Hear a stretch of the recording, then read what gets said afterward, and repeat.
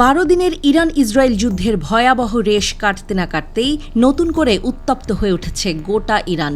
ইসরায়েলের গুপ্তচর সন্দেহে দেশ জুড়ে গণগ্রেপ্তার অভিযান শুরু করেছে ইরান সরকার।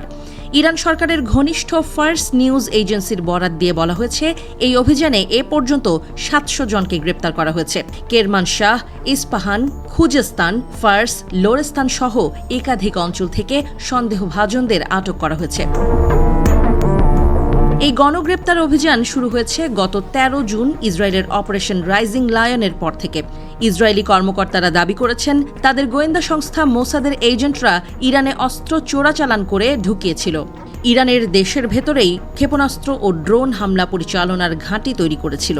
এর ফলস্বরূপ 13 জুন ভোরে এক নজিরবিহীন ইসরায়েলি হামলায় বেশ কয়েকজন শীর্ষস্থানীয় সামরিক কর্মকর্তা ও বিজ্ঞানী গুপ্ত হত্যার শিকার হন, যা ইরানকে চরমভাবে নাড়িয়ে দিয়েছে। শুধু গ্রেপ্তারেই থেমে নেই ইরান। সংঘাত শুরুর পর থেকেই ইসরায়েলি চর হিসেবে আটক থাকা বেশ কয়েকজনের মৃত্যুদণ্ড কার্যকর করেছে ইরানি সরকার। তেহরানের প্রসিকিউটরের দপ্তর সংঘাত চলাকালে রাজধানী তেহরানে ব্যক্তিগত সোশ্যাল মিডিয়া অ্যাকাউন্ট ও সংবাদ মাধ্যমের ওপর নজরদারি করতে একটি নতুন ইউনিট গঠন করেছে, যা পরিস্থিতিকে আরও জটিল করে তুলেছে। গত সপ্তাহে তেহরানের একটি শহরে গোপন সামরিক স্থাপনা থেকে 200 কেজি বিস্ফোরক, আত্মঘাতী ড্রোন লঞ্চার, ড্রোন তৈরির সরঞ্জাম সহ অন্যান্য যন্ত্রপাতি উদ্ধার করেছে ইরান। উদ্ধার হওয়া এসব সরঞ্জামের একটি ভিডিও ফুটেজ প্রকাশ করেছে রাষ্ট্রীয় সংবাদ সংস্থা ফার্স নিউজ। এই ঘটনা ইরানকে আরও বেশি নড়ে চড়ে বসতে বাধ্য করেছে। এরপর থেকেই দেশ জুড়ে চলছে ব্যাপক নজরদারি। রাতে টহল দিচ্ছে আধা সামরিক বাহিনী বাসিজ। ইরান গোয়েন্দা সংস্থা জনগণকে সন্দেহজনক কিছু দেখলে তাৎক্ষণিকভাবে কর্তৃপক্ষকে জানাতে আহ্বান জানিয়েছে।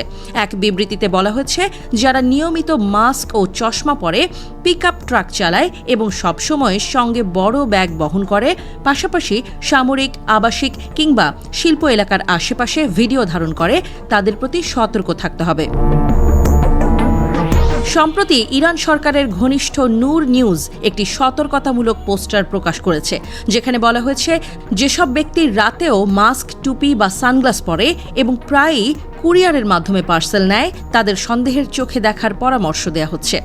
একই পোস্টারে আরও কিছু নির্দেশিকা দেওয়া হয়েছে, যেমন বাড়ির ভেতর থেকে অস্বাভাবিক শব্দ, যেমন চিৎকার, ধাতব যন্ত্রপাতির শব্দ, টানা ঠকঠক আওয়াজ শুনতে পেলে সতর্ক থাকতে হবে। যেসব বাড়িতে দিনের বেলায়ও পর্দা টেনে রাখা হয়, তাদের ব্যাপারেও সচেতন হতে বলা হয়েছে। রাষ্ট্রীয় গণমাধ্যমে পুলিশ কর্তৃক প্রকাশিত এক পোস্টারে সম্প্রতি যারা বাড়ি ভাড়া দিয়েছেন, তাদের ভাড়াটেদের সম্পর্কে পুলিশকে তথ্য দেওয়ার আহ্বান জানানো হয়েছে। এছাড়া গণমাধ্যম কর্মীদেরও যুদ্ধকালের রাস্তায় ছবি তুলতে নিষেধ করা হয়েছিল। গত 16 জুন এক ভিডিও বার্তায় ইরানের পুলিশ প্রধান আহমাদ রেজা রাদান বিশ্বাসঘাতকদের আত্মসমর্পণের আহ্বান জানিয়েছিলেন।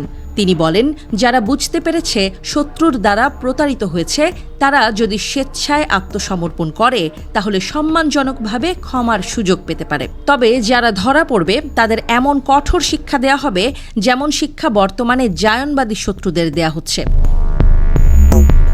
এদিকে ইরানের বিচার বিভাগের প্রধান গোলাম হোসেন মোহসেনি হুঁশিয়ার করে বলেছেন, যদি এমন কাউকে ধরা হয় যিনি ইসরায়েলের সঙ্গে সহযোগিতা করেছেন, তাহলে যুদ্ধ পরিস্থিতির পরিপ্রেক্ষিতে তাকে দ্রুত বিচারের মুখোমুখি করে দ্রুততম সময়ের মধ্যে শাস্তি দেওয়া হবে।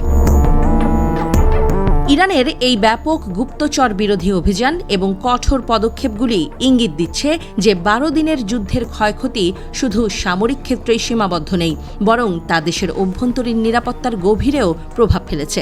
দেশের প্রতিটি কোণায় এখন চলছে এক চাপা উত্তেজনা ও সন্দেহের বাতাবরণ। এই পরিস্থিতি ইরানকে আরও অস্থির করে তুলবে কিনা তা সময়ই বলে দেবে।